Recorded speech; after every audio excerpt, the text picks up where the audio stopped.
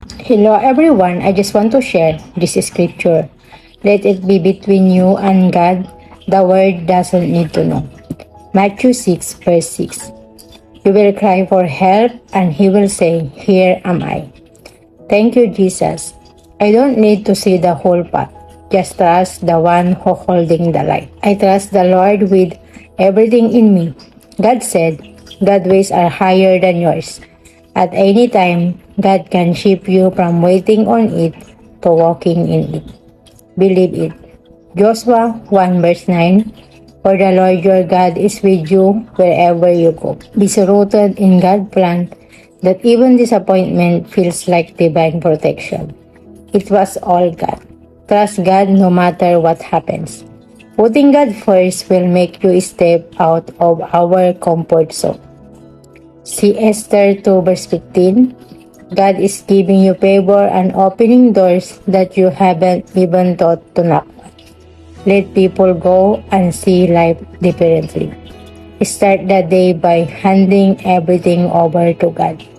Psalm 128 verse 1 to 2. Blessed are all who fear the Lord, who walk in obedience to Him. You will eat the fruits of your labor. Blessings and prosperity will be yours. I've seen God show out in my yesterdays, but God is not finished. Thank you, God, always. Today, I walk in reverence and obedience to the Lord. I am blessed in all I do. The work of my hands is fruitful and I will enjoy rewards.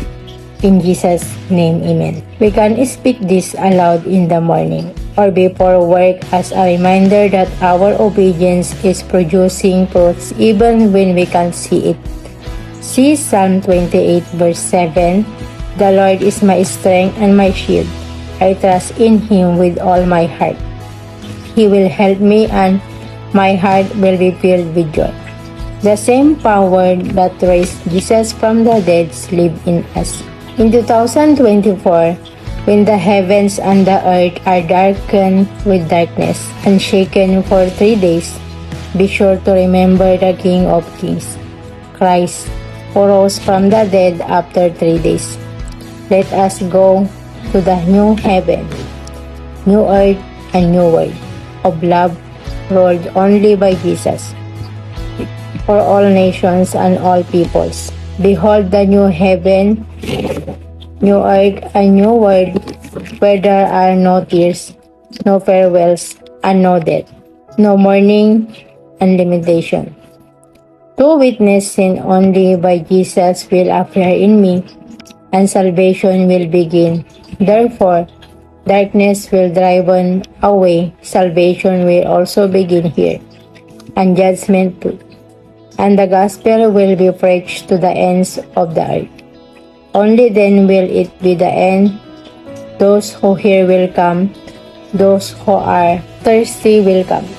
And to those who desire, He said, to freely receive the water of life. Do not seal up the words of the scroll prophecy, for the time is near.